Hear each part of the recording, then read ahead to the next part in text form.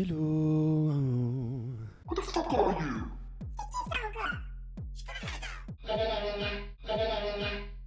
Bienvenue dans Pensée Vagabonde. Si j'ai une position un peu chelou, c'est deux choses. Premièrement, j'ai très mal au genou. Deuxièmement, j'ai mis ce pull hyper coloré de ma tante, Allah yarhamha, mais il me gratte le cou. Il n'y a pas vraiment de sujet à cet épisode. Vraiment, je voulais juste parler en fait. Déjà, MDR, je vous ai quand même fait une annonce il y a 2 semaines en disant que j'allais poster que des trucs en rapport avec la musique. Alors, je reviens pas du tout dessus, hein. Je vais faire principalement ça, mais en fait c'est même pas vrai. Je vais pas faire principalement ça. C'est juste que je crois que je voulais acter le fait que ouais, j'ai envie de faire de la musique de manière sérieuse. Bah, c'est ce que je fais quoi. J'ai pris des cours de production musicale. C'était trop cool. Genre, j'ai envie d'hurler tellement, c'était trop cool. Genre, vous vous en rendez pas compte à quel point ça m'a fait du bien, ça m'a donné de la joie de A à Z. Genre, même la prof, j'étais là, genre, dès qu'elle me disait quelque chose, j'étais en mode genre waouh, waouh, waouh. Et elle était en mode, enfin, elle rigolait, genre en mode, y a pas de souci et tout. Parce que c'est bête, tu vois, mais ça m'a permis vraiment de genre, c'est pas de comprendre les trucs de base, je savais un peu faire des trucs, mais tu sais, genre quand t'es sur un point A, tu vas aller sur un point B, et en fait tu sais pas exactement comment le faire, et donc tu testes plein de trucs et tout, et là en fait elle était en mode, en fait juste si tu vas aller au point B, il faut faire ça. Et j'étais en mode yes en fait, genre trop cool, ça m'a fait du bien, genre vraiment en fait. Et en fait d'avoir confiance en moi, tu vois, de voir, c'est pas créer quelque chose parce qu'en fait on a travaillé un peu sur les voix que j'avais fait sur Fantasia, et de voir qu'en fait je pouvais améliorer juste de manière subtile et tout ma voix, et j'ai encore un cours la semaine prochaine. Et vraiment ça me fait trop plaisir, je sais pas trop comment vous dire ça, genre c'est juste, ça me fait extrêmement plaisir de faire un truc qui me plaît genre de A à Z, enfin je veux dire, je sais pas si j'en ai déjà beaucoup parlé sur cette chaîne, je crois pas, mais genre de la musique j'en fais depuis toujours. Je me rappelle pas un jour où j'ai pas chanté, je me rappelle pas un jour où j'ai pas écrit une chanson, je me rappelle pas un jour où j'ai pas composé une mélodie, même quand j'avais pas d'ordinateur et que je faisais pas ça sur mon ordinateur. Je veux dire, je prenais un synthé, je me rappelle, je crois que le synthé, vous le voyez sur le plan, il est juste là. C'est un vieux synthé, et du coup, c'était mes parents qui me l'avaient acheté. En seconde main, il fait un son qui est pas ouf, mais en fait, j'adore quoi. Et encore, je crois qu'à un moment dans ma vie, j'aimais plus trop pour plein de raisons, genre parce que, enfin bref, c'est toujours les mêmes raisons en fait. Malheureusement, c'est la vie quoi. C'est juste dans la vie, surtout quand on est une personne, enfin minorisée quoi. Le milieu artistique, c'est pas un endroit où on te dit tu peux y aller et tout va bien se passer quoi. Donc voilà, mais c'est juste, ouais, je sais pas trop, genre juste, ça m'a fait trop du bien. Ouais, juste de m'éclater, en fait, il y avait même pas de questionnement, j'étais là, genre, de A à Z, c'était trop cool, quoi. Autre chose, si vous voulez, je peux vous parler de mon genou. Cette histoire est quand même hilarante. En fait, mon chien m'a pris ma casquette. J'ai essayé de récupérer ma casquette. J'ai commencé à lui courir après, ce qu'il ne faut pas faire. Il est parti en courant, et en fait, mon pied droit s'est pris. Bref, je me suis emmêlé les jambes. Écoutez-moi, je suis tombé sur mes genoux, mais c'est pas je suis tombé sur mes genoux. Je suis tombé sur mes genoux comme si je devais... Enfin, comme un acte de rédemption, quoi. J'ai sauté et je suis tombé hyper fort sur mes genoux. J'ai un bleu à droite. À gauche, j'ai dû faire une IRM. Je crois que j'ai un problème au ménisque ou je sais pas quoi. J'étais un peu en mode, yes, je vais me faire opérer de la jambe. C'était hilarant parce que vraiment, quand on a reçu les résultats, du coup, j'ai juste des... Comment on appelle ça? Enfin bref, je dois aller voir un kiné quoi. Et ma mère m'a regardé, elle m'a dit, tu voulais te faire opérer? J'ai souri. Je sais pas, dans ma tête, je me suis dit, une nouvelle aventure, genre. Quand je me suis dit ça, je me rappelle, j'étais sous la douche. Et après, 2 secondes après, je me suis dit, genre, ouais, en fait, flemme, genre, c'est pas vraiment le moment. Et c'est aussi pour ça que je voulais faire cette vidéo. On dirait que je vais présenter des excuses, genre. Tu sais, les excuses comme à l'américaine, genre, en mode, je suis désolé d'avoir mis des poils dans mes rouges à lèvres. Period. Non, non, non, c'est juste que c'est pour ça que j'ai un peu du mal à filmer une vidéo là. Mais moi j'adore ce format. J'espère que ça vous plaît. Moi j'adore ce format podcast. Je réfléchis en plus à le sortir de manière vraiment juste podcast, sans vidéo. Même si pour le moment, surprise, surprise, j'ai un autre projet de podcast avec des amis. J'espère qu'il sortira, peut-être, peut-être pas. Enfin voilà, on est là pour vivre la vie quoi. Si je suis très honnête avec vous, je suis dans une position que j'aime pas du tout là pour parler. Je suis pas genre à l'aise. Je me suis allongé, du coup, probablement que là on dirait que je suis décédé. Si on dirait que je suis décédé, n'hésitez pas à me le dire en commentaire. Je suis pas du tout à l'aise. En vrai, je crois que je me sens pas à l'aise aujourd'hui dans mon corps. C'est pas possible d'être si peu à l'aise en fait. Je vais retirer mes lunettes juste une seconde. Parce que c'est compliqué de parler avec des lunettes et un casque. C'est ça le problème en fait. Attendez, je baille.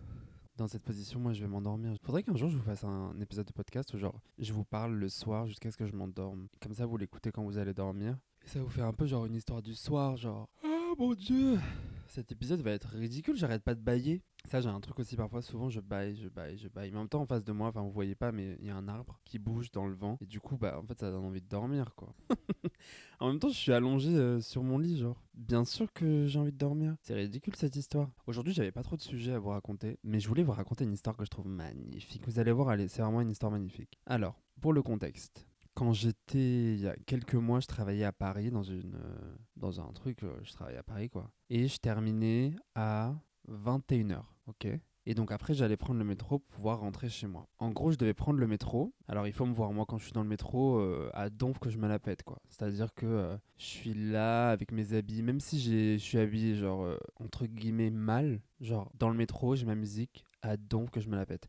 Faut pas me parler, faut pas me demander. Enfin, en fait, c'est même pas vrai. On peut me parler, mais dans le sens où, comme c'est pas un endroit où je suis hyper à l'aise parce que bah, y a beaucoup de gens, il y a beaucoup de bruit, ça va vite. Et comme aujourd'hui, j'ai du mal à respirer, enfin, toutes ces choses-là, je suis un peu en mode genre, je dois me dépêcher. Probablement que je vais les couper, mais en fait, il faut savoir que depuis tout à l'heure, j'arrête pas de bailler. J'ai mon cou qui gratte à cause de ce pull. Ouais, je suis pas genre à donf, quoi.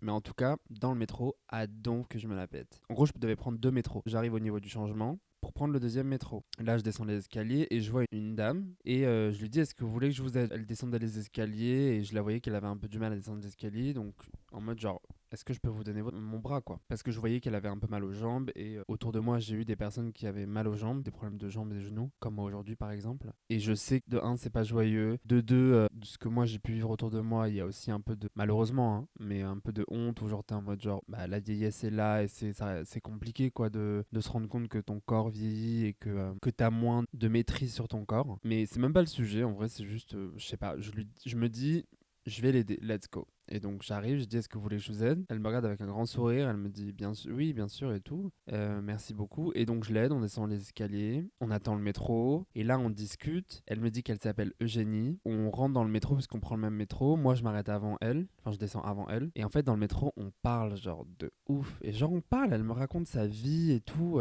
Elle me raconte de la vie de ses enfants, je crois qu'elle a une petite fille. Elle me raconte qu'elle travaille à la crèche, qui veulent pas la laisser partir entre guillemets parce elle fait trop bien son travail. Elle m'explique qu'elle se réveille tôt le matin et qu'elle termine tard le soir. Et genre c'est vraiment, j'avais passé une journée genre de merde et elle m'a complètement, enfin ça a été genre vraiment mon rayon de soleil en fait. Et en plus je crois que après j'étais en week-end donc je travaillais pas le lendemain et ça m'a fait vraiment du bien de rencontrer une âme comme ça, une personne comme ça dans le métro. Et bref on se quitte et en fait je lui demande pas son numéro de téléphone, enfin tu vois c'est très rapide donc en fait c'est même pas très rapide, c'est juste que quand on passe notre temps à parler, on voit pas le temps passer. Et bref, je sors, la première chose que je fais, c'est en sortant, c'est que j'appelle ma mère, je lui dis waouh, c'est ouf, j'ai rencontré une personne dans le métro, elle s'appelle Eugénie, et nanana, je lui raconte toute sa vie et tout. Enfin, tu vois, c'était un peu genre comme dans un film, quoi. Je veux dire, on se connaît pas. Et ce truc de tu rencontres une personne dans le métro, ce qui se fait plus du tout aujourd'hui. Ce que je comprends, bah, par exemple, surtout les personnes femmes, les personnes queer, enfin, il n'y a plus du tout ce truc, enfin voilà, peur du harcèlement, peur des violences. Donc, en tout cas, dans les transports, hein, il y a moins de, comment on dit, proximité. Et du coup, genre, Yas, et la première chose que je me dis, justement, quand j'ai ma mère au téléphone après, c'est je lui dis, genre, je suis débile, j'ai oublié de lui demander son numéro de téléphone, j'ai oublié de lui demander, tu vois, son contact, quoi. Et en fait, à ce moment-là, j'espère un jour retomber sur elle. Et la magie opère, genre, vraiment, je crois, 1 ou 2 mois après, il se passe un moment, mais genre, magnifique. Je me rappellerai toute ma vie parce que c'était genre, c'était beau, genre. En fait, je savais qu'elle avait eu un impact dans ma vie, genre, period. Je me rappellerai de cette personne toute ma vie alors que je l'ai vue pour pas longtemps, tu vois. À ce moment-là, c'est ce que je me dis. Et un jour, toujours au même endroit, toujours le même taf et tout. Et là, il y a une personne dans le métro, genre, qui m'appelle. Et là, je lève les yeux parce que moi, tu vois, je suis avec mes écouteurs et tout. Je suis pas trop concentré sur ce qui se passe autour de moi. Et là, je la vois. Et là, on se serre dans les bras. Et vraiment, genre, enfin, c'est une personne, juste, je précise, même si, voilà, ça change strictement rien. Mais du coup, moi, à ce moment-là, j'ai 27 ou 28 ans, je sais plus. Et je crois qu'elle est plus vieille que mes parents. Et je suis trop, mais trop. Ça me remplit de joie, en fait, de la voir. Et je vois surtout, et c'est ça qui m'émeut énormément, c'est qu'en fait, elle est remplie de joie de me voir, tu vois. Elle me dit, mais oui, j'ai vu quelqu'un descendre les escaliers comme ça, avec ton style et tout. Je me suis dit, mais est-ce que c'est toi? Parce qu'en fait, avant qu'elle m'appelle, j'avais senti qu'il y avait une personne qui me regardait et qui se posait un peu des questions. Et en fait, c'était elle. Enfin bref, encore une fois, on a parlé pendant tout le trajet. Elle m'a raconté sa vie. Mais à ce moment-là, par contre, je n'ai pas oublié. Je lui ai dit, Eugénie, passe-moi ton numéro de téléphone. Genre, passe-moi ton numéro de téléphone. Tu prends mon numéro de téléphone. Elle m'a dit, oui, il faut absolument que tu viennes manger chez moi et tout. Est-ce que j'y suis allé? Je suis pas encore allé. Parce que j'ai pas osé trop m'imposer, quoi. Mais il faudrait trop que je le fasse. Il y a plein de choses. Genre, moi, quand je l'ai vue, je me suis dit, mais cette femme, j'aimerais trop pouvoir la prendre en photo, tu vois, prendre un portrait pour ne jamais oublier son visage et ne jamais oublier que j'ai rencontré cette femme dans le métro et que c'est genre, c'est un moment de ma vie qui m'a, je sais très bien qu'il me suivra toute ma vie et ça m'a vraiment beaucoup ému en fait de me rendre compte que il y a des gens comme ça, tu sais, tu les connais et en fait, de un, ils peuvent te bouleverser ta vie, mais au-delà de ça, moi, j'ai pas toujours été une personne qui était très open, tu vois ce que je veux dire. Genre, je dis pas, c'est pas là, je suis pas là pour me jeter des fleurs, mais aider les gens dans le métro et tout ça, je le fais, c'est pas la question. Même d'ailleurs, pour être très honnête, je me rappelle d'une fois où même ma soeur m'a dit, par contre, quand tu vas aider les gens, genre, demande-leur s'ils veulent que tu les aides. Parce que parfois, je descendais le métro et genre, je voyais une personne, par exemple, galérer avec sa valise. C'était limite si je lui prenais la valise des bras pour la descendre, tu vois. Parce que j'étais dans mon mouvement et donc maintenant, je fais plus du tout ça. Mais je me rappelle une fois, waouh, il faut pas faire ça du tout. Hein. Et je me rappelle une fois, j'étais avec ma mère et ma soeur dans le métro et je vois un couple qui galère. Genre, ils ont plein de valises et ils galèrent. Et en fait, j'arrive et je demande est-ce que je peux vous aider, mais je demande très vite. Et avant même d'avoir la réponse, genre, je prends la valise, la grosse valise, tu vois. Et en fait, la personne, elle a cru que je lui volais sa valise et elle a commencé à rigoler en disant mais qu'est-ce qui se passe? Et quand elle s'est rendue compte que juste en fait je descendais la valise, elle a commencé à rigoler en mode genre mais en fait les deux ont cru que je volais la valise genre alors que je volais pas la valise, j'étais juste en train de la descendre. Mais c'est pour ça que voilà, il faut bien faire attention, on demande, on dirait que je suis en train de faire un cours mais genre en vrai moi je sais que parce que parfois dans le métro comme je vais très vite parce que moi-même je me sens pas à l'aise dans le métro mais qu'en plus je me dis il faut aider les gens qui galèrent dans le métro donc il y a un peu cette dichotomie où je suis en mode genre ok, je peux t'aider, mais par contre, il faut que j'aille vite parce qu'en fait, moi, je me sens pas à l'aise. Il faut absolument que je sorte du métro. Là, là. Et en fait, non, si tu décides d'aider, bah, tu prends sur toi, tu respires. Sinon, t'aides pas et voilà, au pire, tu te concentres sur toi. Mais si tu décides d'aider, bah, tu respires et tu demandes est-ce que je peux vous aider. Et puis après, en vrai, les personnes qui me ressemblent sauront aussi que parfois, tu peux demander de manière très gentiment et parfois, il y a des gens qui te hurlent dessus. Et juste qui ont peur de toi, quoi. Mais c'est la vie. Parce que ça, c'est une autre histoire. Pas très drôle et en même temps, qu'est-ce que vous voulez? Il faut bien rigoler des choses. Mais je me rappelle une fois où j'ai demandé très gentiment à une dame est-ce que je pouvais l'aider à porter sa valise parce que je voyais vraiment qu'elle galérait à monter les escaliers. C'était pas sa valise, c'était un sac de course ou quelque chose comme ça. Et elle m'a juste genre hurlé dessus en fait. Je pense qu'elle a eu tellement, je sais pas, peur de moi ou peut-être qu'il y a un biais raciste, mais en tout cas, elle s'est mise à me hurler dessus, mais sans raison, genre juste me hurler dessus. Et bah, j'ai dit bonne journée, je suis parti quoi. Mais ouais, c'était même pas ça sous le gel. Ouais, c'est ça que je disais. Moi, je suis pas une personne qui était en tout cas très open dans le quotidien. C'est-à-dire que ouais, j'aime bien un peu mes habitudes. Je suis pas une personne genre comment dire. Si je suis dans une pièce et qu'il y a une personne que je connais pas, je vais pas être méchante avec cette personne. Mais je vais avoir tendance à me mettre bah, comme là, tu vois, avoir tendance à m'allonger sur le sol, à me mettre dans un coin. S'il y a plein de gens dans une pièce, je vais pas forcément aller avec toutes les personnes quoi. Je vais me mettre dans un coin ou en tout cas m'espacer un peu pour avoir de quoi respirer, pour avoir une possibilité de m'échapper si besoin, pour avoir plus être dans comment on appelle ça, être plus dans le regard. Enfin, je regarde les gens, je j'ai pas le mot là en bouche, mais en gros, je fais plus faire attention quoi. C'est-à-dire, je vais pas me mettre au milieu du groupe. Je sais pas si vous voyez ce que je veux dire. Je vais me mettre sur le côté, regarder la situation, être dans l'analyse, c'est ça le mot que je cherchais. Regarder qui parle, qui dit quoi, qu'est-ce qui fait rire, qu'est-ce qui fait pas rire, est-ce que je suis en situation de danger, est-ce que je suis en sécurité, telle personne je peux aller lui parler, telle personne est-ce que je peux lui raconter ma vie, telle personne est-ce que, je sais pas, genre par exemple, à l'époque je fumais des cigarettes, telle personne elle fume, est-ce que je peux aller fumer une cigarette avec telle personne, est-ce que ça peut être une manière de pouvoir engranger la discussion. Est-ce que cette personne, je vois qu'elle a je sais pas, une belle jupe, je peux lui faire un compliment sur sa jupe. Telle personne, je vois qu'elle a un caractère qui est assez, genre, entre guillemets, dans le m'as-tu vu. Enfin, quand je dis m'as-tu vu, c'est pas négatif, c'est bien de se prendre pour une star, quoi. Mais je sais pas, ouais, une sorte de feeling, d'instinct, quoi. Et donc, je vais être plus dans ce truc d'analyse plutôt que d'aller voir les gens, de rentrer dans les groupes et d'être en mode waouh, il y a des gens comme ça, tu sais, qui bah, c'est souvent des hommes, genre des mecs qui rentrent et qui parlent beaucoup, qui font des grands mouvements. Je sais pas comment dire.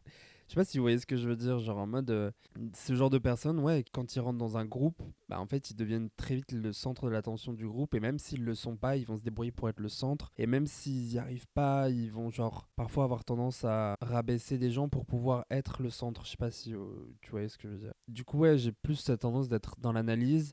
Ce qui fait que dans un endroit où il y a plein de gens, bah en fait, je vais pas parler beaucoup aux gens en fait. Plus trop maintenant parce que bah, la thérapie, mais quand même, ça reste aussi quand même en fait. Je dis plus trop maintenant, mais la réalité c'est que c'est quand même ça.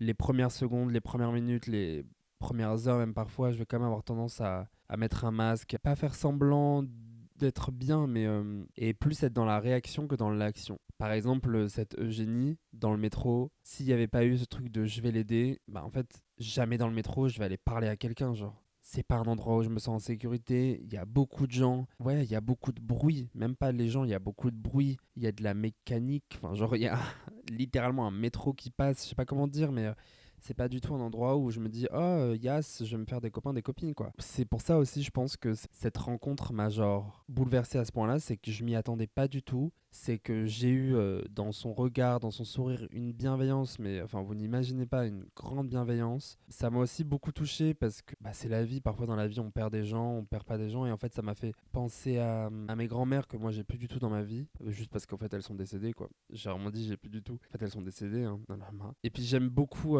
les histoires. Du coup genre je me suis imaginé plein de trucs, je me suis dit oh je devrais trop prendre une caméra et faire un documentaire sur cette personne, un documentaire que j'appellerais juste genre Eugénie, que pour elle. Et puis après je me suis dit en fait non, peut-être si elle est d'accord on fera un documentaire ou une mini-série sur elle et genre on le mettra sur Arte. Enfin je me suis imaginé plein de trucs en fait, genre est-ce que je les ai fait? Non, mais j'aimerais beaucoup pouvoir un jour l'interviewer et discuter avec cette femme qui est hyper intéressante dans ce qu'elle m'a raconté, dans sa vie. Mais après, moi je vais pas vous mentir, j'ai un problème, c'est que je trouve que toutes les personnes que je rencontre sont des personnes intéressantes. Et même les gens que je rencontre pas, genre littéralement. Il y a rien qui me passionne plus que la vie des gens en fait. Alors j'adore beaucoup me créer des mondes imaginaires, j'adore beaucoup, par exemple là en face de moi il y a un arbre, j'ai l'impression que c'est le haut de l'arbre, tu sais, où il y a des feuilles. Et moi j'ai l'impression que c'est plein de petits lapins en fait. Plein de petits lapins, surtout un. Et les autres c'est des petits... Non, c'est plein de petits lapins. Mais j'aime bien voilà, m'inventer des mondes imaginaires et tout, mais j'avoue que c'est un peu la dichotomie, quoi. Il y a ce truc de genre, j'adore l'imaginaire, j'adore les trucs qui n'existent pas, j'adore la magie, j'adore toutes ces choses-là. Et en même temps, je trouve que toute cette magie, que toute cette joie, toutes ces émotions, bah, en fait, elles se retrouvent dans la vie du quotidien et que j'adore, je suis passionné. Moi, je pourrais m'asseoir et juste, vous voyez, les speed dating, genre, je pourrais juste m'asseoir et avoir des gens qui, toutes les heures, s'assoient devant moi et me racontent leur histoire. Genre, ça pourrait être trop être un projet artistique, ce que je viens de raconter, genre un podcast où juste je m'assois avec un micro et il y a juste des gens qui s'assoient et qui me racontent une histoire et qui partent en fait et limite presque bah si ils peuvent me dire leur nom parce que j'avoue que j'ai un problème aussi que j'allais dire genre ils ne disent pas leur nom et tout ça mais en fait j'aime bien aussi qu'on appelle ça propriété intellectuelle. J'aime bien aussi que si quelqu'un me raconte un truc que son nom soit connu parce que parfois les gens ils te racontent des trucs bon s'ils ont envie hein. Si t'as envie de rester anonyme tu restes anonyme mais parfois il y a des gens qui racontent des trucs ou qui font des trucs hyper ouf et puis après le capitalisme vient le récupérer et c'est encore un homme blanc cisgenre hétéro CSP+, qui va dire qu'il a inventé la vie. Mais ouais, genre, il y a rien qui me passionne plus que la vie des gens. Enfin, moi, je suis vraiment le genre de personne, dans ma famille, je suis genre insupportable. Je pose des questions, mais tous les jours, j'ai des questions différentes. Ma mère, maintenant, genre, elle me dit encore une question et je lui pose une question sur sa vie. Mon père, quand je lui pose une question, au début, il aime pas trop me répondre et puis après, d'un coup, il me répond. Enfin, c'est bête, mais par exemple, je me rappelle un jour, j'étais au travail et j'ai demandé à des gens avec qui je travaillais, je leur ai demandé le prénom de leurs parents en fait. C'est des trucs bêtes, des questions qu'on pose jamais aux gens, mais que je trouve intéressantes en fait, parce que ça raconte une vie, que ça raconte, les prénoms, ça raconte des choses, que aussi, alors après dans le respect, tu vois, mais là c'était des gens, je pense, qui se sentaient à l'aise avec moi et avec qui je me sentais à l'aise, et donc aussi, il y a une émotion qui traverse. Parfois, tu as des gens qui vont te dire bah en fait, je veux pas te dire le prénom de mes parents parce que j'ai pas une bonne relation avec eux ou bien des gens qui vont te dire le prénom de leurs parents et tu vas voir à travers leur regard, à travers leurs émotions, leur rapport à leurs parents, leur rapport à leurs origines, leur rapport à leurs ancêtres, leur rapport à leur histoire de vie. Et je trouve ça intéressant en fait. Je trouve ça intéressant de... Tu sais, on dit souvent genre c'est quoi ta couleur préférée? Et en fait, je trouve ça intéressant les réponses, tu vois. La question peu m'importe en fait. Je peux te dire c'est quoi la marque de ton pull? Bah il y a des gens qui vont te dire juste bah je sais pas c'est X Il y en a d'autres qui vont te dire ah mais en fait c'est X mais c'est parce que en fait c'était le pull de ma mère, elle l'a acheté quand elle avait 24 ans, machin. Enfin, j'aime bien les histoires en fait. Il y a rien qui me plaît plus que les histoires. J'aime bien me raconter des histoires, j'aime bien raconter des histoires, j'aime bien qu'on me raconte des histoires, j'aime bien écouter les gens raconter leur histoire de vie et en fait surtout, je trouve ça hyper important et indispensable que les gens comprennent que leur vie, leurs histoires est extraordinaire, même si elle a l'air de 1 de pas l'être, de 2 même si malheureusement parfois elle l'est et elle est de manière tragique. En fait, la lumière elle est partout et genre c'est hyper important que les gens sachent ça et parfois ça peut paraître bizarre parce que là on va dire que je me prends pour je sais pas qui mais parfois, il m'arrive d'écouter des histoires et d'avoir des gens qui me disent genre ouais, c'est pas intéressant. Et en fait, même si sur le moment, parfois on est fatigué, je suis pas une personne extraordinaire, hein. Parfois je suis fatigué, parfois j'ai la flemme d'écouter, parfois je suis dans une période où genre un peu genre de fermeture sur moi-même et genre vraiment il y a rien qui rentre. Parfois je me rappelle même pas de ce que tu m'as dit et en fait juste je vais quand même dire ta vie est intéressante en fait et que personne n'a le droit de te dire que je le pense ou que je le pense pas. Ta vie est intéressante et elle a le droit d'exister en fait. Et donc je trouve ça hyper intéressant que les gens s'en rappellent, que les gens le comprennent. Et ouais, mais c'est ouais, mon rapport aux histoires, mais c'est depuis que je suis enfant. Enfin moi, de un, je sais pas, mon cerveau il est comme ça. Genre je reste 2 secondes dans la vie réelle et après je pars dans ma tête et je raconte. J'adore me raconter des histoires. Je fais ça depuis que je suis enfant. Moi je sais que j'ai grandi avec un père qui m'a toujours dit, parce qu'il a son histoire de vie à lui, qu'il y avait rien de plus important qu'un stylo et une feuille et qu'avec un stylo et une feuille on pouvait faire tout ce qu'on voulait. Alors lui il était plus dans le côté mathématique, physique et tout ça mais enfin moi avec un stylo et une feuille je peux faire plein de choses quoi. Je peux raconter, je peux créer un monde en fait et parfois ça fait du bien de se créer des mondes et parfois ça fait du bien aussi de juste regarder le monde dans lequel on vit et de le nommer en fait. C'est ça aussi, c'est qu'il y a raconter des histoires imaginaires, il y a aussi se raconter les réelles histoires. Ça permet aussi de nommer les choses, ça permet aussi de parfois quand il y a des situations de violence de les nommer, de pouvoir s'en échapper, en tout cas de demander justice, de créer un système qui permettrait de plus répéter ces systèmes de violence quoi, et aussi d'avancer quoi. Et même l'histoire en général, l'histoire d'un pays, l'histoire du monde est hyper importante. De quel point de vue il a été raconté.